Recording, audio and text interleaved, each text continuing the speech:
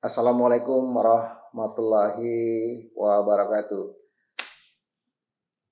Sekarang coba kita menyampaikan pemikiran-pemikiran ya, pemikiran-pemikiran.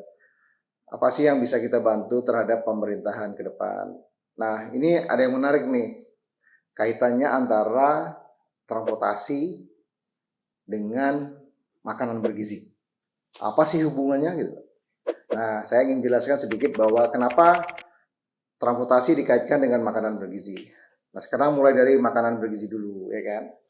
Nah, makanan bergizi ini kan merupakan visi dan misi Presiden terpilih Pak Prabowo Subianto dan Mas Gibran, ya kan?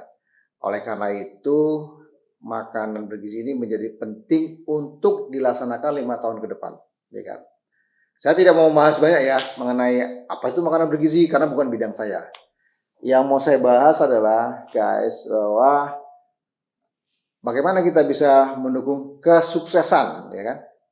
Jadi sekali lagi saya garis bawahi bagaimana transportasi bisa sukses, ya kan? Bisa sukses untuk mendukung makanan bergizi. Nah, kita ketahui bahwa makanan bergizi ini bisa dirasakan oleh semua masyarakat Indonesia, baik dari Sabang sampai Merauke, di kota maupun di perdesaan, ya kan? Bahkan di daerah-daerah terpencil.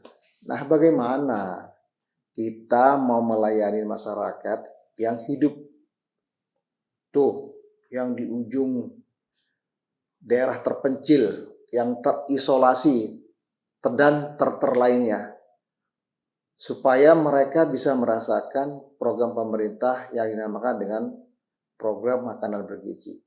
Nah, disitulah kuncinya transportasi menjadi sangat penting. Ya. Transportasi harus hadir, ya kan? Harus hadir melayani kebutuhan, ya kan? Kebutuhan supply bahan pokok untuk membuat menu makanan itu menjadi bergizi yang bisa diraih oleh masyarakat. Nah, oleh karena itu saya di sini ingin urun rembuk kepada pemerintah ke depan bahwa apa?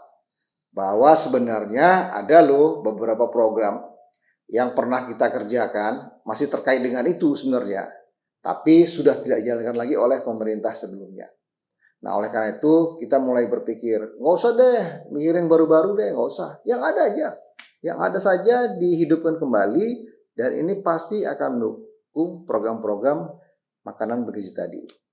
Contoh ya, dulu tuh ada namanya kebijakan transportasi perdesaan. Ya. Kenapa sih transportasi perdesaan itu waktu itu kita create ya kan, menjadi satu kebijakan pemerintah?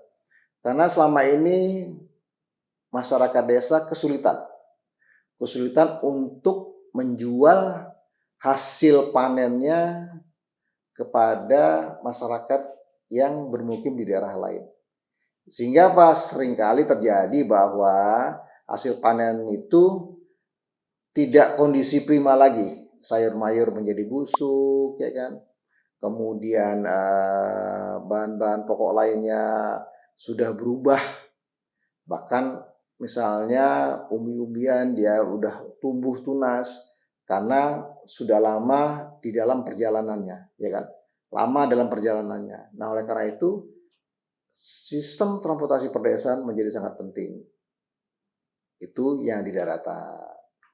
Bagaimana daerah perairan? Nah, perairan juga demikian. Ada yang disebut dengan namanya angkutan atau pelayaran rakyat yang kita sebut dengan armada semut. Nah, ini juga menjadi penting untuk melayani masyarakat-masyarakat yang tinggal di daerah pesisir pantai. Untuk masyarakat yang tinggal di pinggiran sungai atau di bantaran sungai. Contoh di Kalimantan, di Papua, mereka sangat mengandalkan transportasi pelayaran rakyat. Sehingga apa?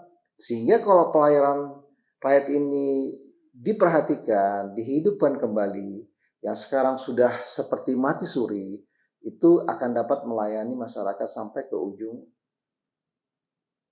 pelosok, Sehingga apa? Program makanan bergizi akan sukses terdelivery, ya kan? Terdelivery sampai kepada masyarakat-masyarakat yang membutuhkan. Nah, inilah makanya ternyata makanan bergizi erat hubungannya dengan transportasi. Sehingga ke depan tentu program-program pemerintah yang berpihak kepada transportasi, perdesaan, pelayaran pesisir, pelayaran rakyat itu menjadi penting untuk menunjang program makanan bergizi. Apa saja pembangunan transportasi untuk program makanan bergizi? Tentu tadi di depan sudah saya sampaikan beberapa. Nah, tapi yang lebih penting adalah bagaimana mendelivery program itu. Bagaimana mendelivery program yang disebut dengan namanya transportasi perdesaan. Bagaimana mendelivery program yang disebut dengan pelayaran rakyat. Oke? Nah, kita mulai dengan pertama, transportasi perdesaan.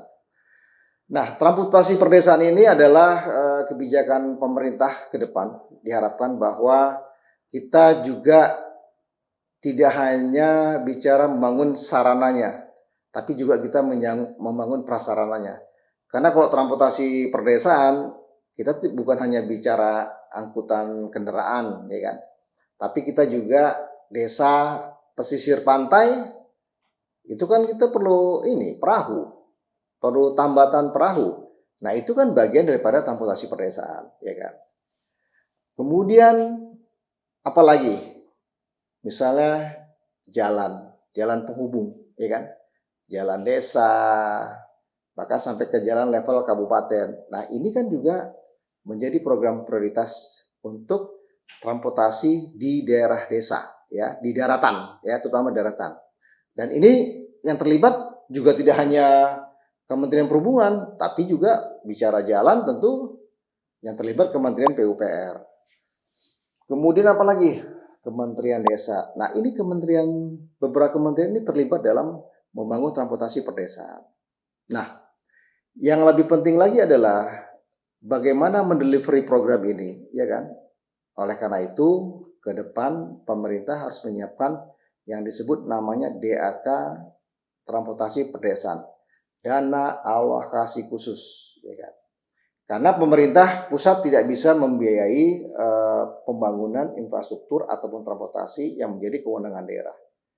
Makanya pemerintah pusat harus intervensi melalui yang disebut dengan dana alokasi khusus, ya kan? Sehingga pemerintahan ke depan saya mengusulkan ada namanya dana alokasi transportasi perdesaan. Dan transportasi perdesaan dalam artian luas, bukan hanya kendaraan. Nah, kemudian juga perlu dipikirkan bagaimana ini supaya sustain, ya kan? Supaya sustain, ya kan? Karena kalau transportasi prasarana sudah disiapkan, sarana disiapkan, tetapi tidak sustain, bagaimana mengoperasikan, itu akan menjadi masalah. Makanya harus dipikirkan lagi bagaimana penyediaan operasionalnya, ya kan? Nah, itulah program-program kebijakan transportasi perdesaan yang akan di-create, yang saya usulkan untuk di-create oleh pemerintahan ke depan. Nah, sekarang kita bergeser. Setelah transportasi perdesaan, bagaimana dengan masyarakat yang di daerah pesisir pantai di perairan? Di awal sudah saya katakan bahwa armada semut menjadi sangat penting, ya kan? Pelayaran rakyat menjadi sangat penting. Selama ini pelayaran rakyat agak terkebelakang, ya, agak tertinggal. Bahkan dari data yang ada sekarang pengusaha untuk pelayaran rakyat ini kondisinya sangat memprihatinkan. Dulu punya 7 kapal, sekarang tinggal 2. Dan pangsa pasarnya juga nggak jelas. Nah, dengan program makanan bergizi ini tentu pelayaran rakyat mendapat tambahan darah segar, ya kan? Mendapat pangsa pasar baru, ya kan? Pangsa pasar baru. Tapi apakah cukup itu? Tidak, karena mereka sendiri juga mengalami kesulitan. Nah, oleh karena itu, untuk pelayaran rakyat, kita perlu memikirkan aksesibilitas ke perbankan, ya kan? Karena selama ini mereka kasihan, sulit untuk minjem ke bank, ya kan? Kenapa? Karena bank tidak percaya. asetnya tidak bisa diagunkan gitu loh. Nah, bagaimana aset supaya bisa diagunkan? Tentu desain kapalnya harus mendapat persetujuan dari Kementerian Perhubungan, ya kan. Harus layak secara operasional maupun layak secara keselamatan. Nah, setelah itu disetujui, maka bank baru percaya bahwa kapalnya bisa diagunkan. Nah, itulah yang perlu kita kerjakan di pelayaran rakyat. Samping juga tentu ada program-program pemerintah yang bisa mengembangkan pelayaran rakyat. Misalnya Kementerian Perhubungan bisa membeli atau membangun kapal katakanlah 50 JT ke bawah, ya kan. Maksimal 50 JT misalnya. Karena itu bisa membantu masyarakat yang bergerak di bidang pelayaran rakyat. Demikian, guys. Kemudian, tantangan apa saja Pak yang dihadapi? Dan bagaimana solusinya Pak? Justru tantangan ini menarik, ya kan. Tantangan ini kita challenge menjadi memacu adrenalin kita untuk menciptakan, untuk membangun transportasi perdesaan ataupun perairan untuk mendukung program makanan bergizi, ya kan. Nah, tantangan ini tadi sudah saya jelaskan ada beberapa, ya kan. Pertama adalah tadi masalah finansial, ya kan. Tantangan finansial tentu kita jawab dengan program DAK, dana alokasi khusus. Masalah finansial juga kita jawab dengan bagaimana pelayaran rakyat bisa memudahkan akses ke bank, yaitu dengan mensertifikasi kapal-kapalnya sehingga kapal-kapalnya bisa menjadi agunan. Ya kan? Kemudian tantangan berikutnya adalah untuk mengembangkan armada, Kementerian Perhubungan bisa mengadakan kapal-kapal di bawah 50 JT untuk pelayaran rakyat, menunjang pelayaran rakyat, ya kan.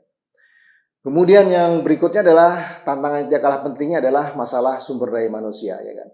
Tentu masyarakat di perdesaan ini harus diberi bimbingan, pelatihan, ya kan, atau pendampingan bagaimana mengelola transportasi di daerahnya. Karena kalau tidak punya kemampuan itu, tentu sustainability, ya, keberlanjutan dari transportasi ini akan menjadi masalah. Oleh karena itu, pembinaan SDM atau pendampingan ataupun apa namanya menjadi sangat penting sehingga masyarakat bisa menemukan, ya kan, bisa mengenali bagaimana sih sebenarnya berbisnis di bidang transportasi. Nah, itu yang saya pikir tantangan-tantangan yang harus kita pikirkan ke depan dan kita tuangkan di dalam program-program pemerintah. Demikian, guys. Menurut Bapak, seberapa besar peluang keberhasilannya, Pak? Kalau ditanya peluang keberhasilannya, saya pikir ini kan bukan barang baru, ya kan? Bukan dari nol kita bangun, ya kan? Sehingga tantangannya cukup besar. Ini kan sudah ada, ya kan? Misalnya contoh, saya katakan bahwa dulu pernah ada namanya DAK Transportasi Perdesaan. Kita hidupkan kembali gitu loh, ya kan? Jadi bukan sesuatu yang baru. Nah, pelayaran rakyat dulu sangat membantu pembangunan Indonesia. Bahkan Singapura yang sekarang ini luar biasa besarnya, itu dibangun melalui pelayanan rakyat. Percaya nggak kalian? Nggak percaya kan? Makanya ini saya sampaikan bahwa pelayanan rakyat ini luar biasa gitu. Bisa menjadikan Singapura sebesar sekarang ini karena pelayanan rakyat gitu. Kenapa kita menganggap remeh pelayanan rakyat? Nah, jadi kalau ditanya keberhasilan, pasti keberhasilan sangat besar.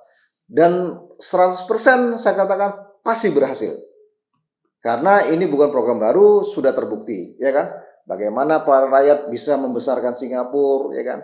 Dulu ada namanya DAK Transportasi Perdesaan. Jadi bukan dari nol, guys. Jadi tinggal menghidupkan kembali program yang dulu ada, sekarang kita adakan kembali. Dulu yang pernah sukses, kita adakan kembali supaya dia menjadi sukses. Demikian, guys. Terima kasih.